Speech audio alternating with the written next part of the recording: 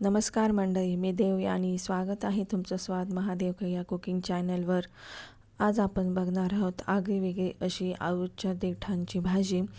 तुम्ही तर आळूच्या पानांच्या वड्या करून खाल्ल्या असतील, पण अशी आगळीवेगळी देठांची भाजी कधी खाल्ली आहे का? कमेंटमध्ये मला नक्की सांगा. आपण आळूच्या पानांच्या वड्या करतो आणि देठं फेकून देतो, तर तसं न करता आपण आळूच्या देठांची भाजी करणार आहोत. चला तर वेळ न घालवता आपण रेसिपीला सुरुवात करूया. हे काही पानं आहे, ही पानं साईडला काढून ठेवणार आहेत मी आळूचे वड्या करण्यासाठी, आणि त्याच्या देठांची मी आज तुम्हाला भाजी करून दाखवणार आहे. तर अगोदर आपण सर्व देठं वेगळं करून घेतले आणि आता आपण हे देठं सोलून घेणार आहे. या देठांचे वरचे साल काढून घ्यायचे आहे. तुम्ही बघू शकता सगळे साल सहजासहजी सर्व निघून जातात या देठांचे. आता आपण ही देठं कट करून घेणार आहोत. ते तुम्ही सुरीनेही कट करू शकता, सहजासहजी कट होतात ते. तुम्ही बघू शकता अशा प्रकारे कट करायचे आहे.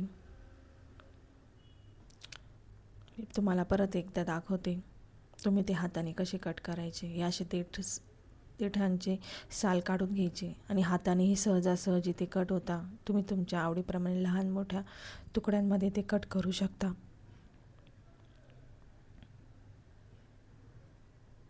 अशा प्रकारे आपण सर्व आळूच्या पानांचे देठांचे सोलून आणि त्याच्या व्यवस्थित कट करून घेतल्या. आता त्यात पाणी टाकून स्वच्छ धुवून घ्यायचे. आता आपण फोडणी देऊया. हे देठं खूप हेल्दी असतं शरीरासाठी. आपल्या शरीरात जर काही केस वगैरे गेला असेल कशा प्राण्याचा किंवा माणसाचा तर तो सहजासहजी बाहेर पडून जातो.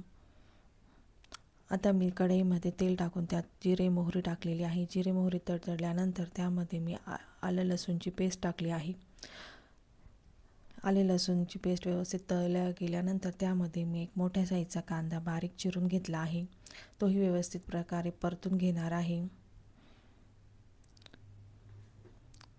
आता त्यामध्ये मी चवीनुसार मीठ टाकत आहे. मीठ टाकल्याने कांदा लवकर परतून होतो. आता त्यामध्ये मी कढीपत्ता टाकलेला आहे. ही कढीपत्त्याचे सुकलेली पानं आहेत तीही टाकली मी त्यामध्ये.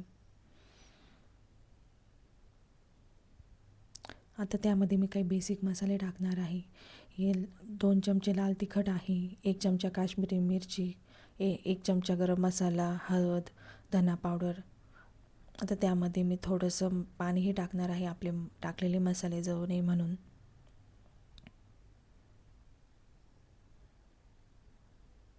तुम्ही बघू शकता व्यवस्थित मसाला तळला गेला आहे. आता त्यामध्ये आपण जे आळूचे देठं सोलून स्वच्छ धुवून घेतले होते ते टाकून घ्यायचे आहे. ते सर्व व्यवस्थित मिक्स करून घ्यायचे आहे. ही भाजी खाण्यासाठी खूप चविष्ट लागते आणि शरीरासाठी खूप आरोग्यदायी आहे. तुम्ही जर हे देठं फेकून देत असेल तर आतापासून फेकून द्यायचे बंद करा आणि ही भाजी खा. तुम्ही एकदा खाऊन बघा अशा प्रकारे भाजी करून. आता ही मी 10 ते 15 मिनटं मुगाची डाळ भिजत ठेवली होती, ती त्यामध्ये हे टाकलेली आहे. यानेही खूप छान चव येते भाजीला.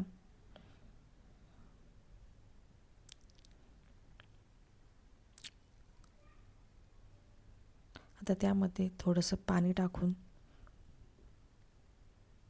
आपण 10 ते 15 मिनटं भाजी झाकून ठेवणार आहोत. एक वाफ काढून घ्यायची आहे 10 ते 15 मिनटं. तुम्ही बघू शकता 10-15 मिनटानंतर आपली भाजी छान प्रकारे वाफ आलेली आहे.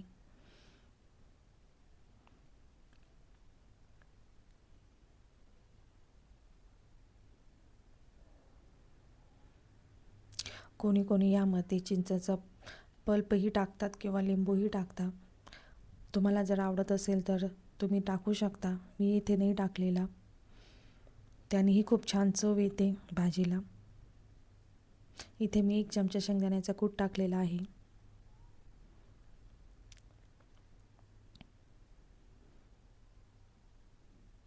अशा प्रकारे आपली ही चमचमीत अशी अळूच्या देठांची भाजी तयार झालेली आहे. तुम्ही ही भाकरीसोबत पोळीसोबत खाऊ शकता. खूप छान लागते. तुम्हाला जर ही माझी रेसिपी आवडली असेल तर व्हिडिओला लाईक करा, शेअर करा आणि सबस्क्राईब करायला विसरू नका. तुम्ही बघू शकता आपली भाजी खूप छान प्रकारे तयार झालेली आहे. झटपट होणारी अशी ही रेसिपी आहे. खाण्यास तर खूप अप्रतिम लागते.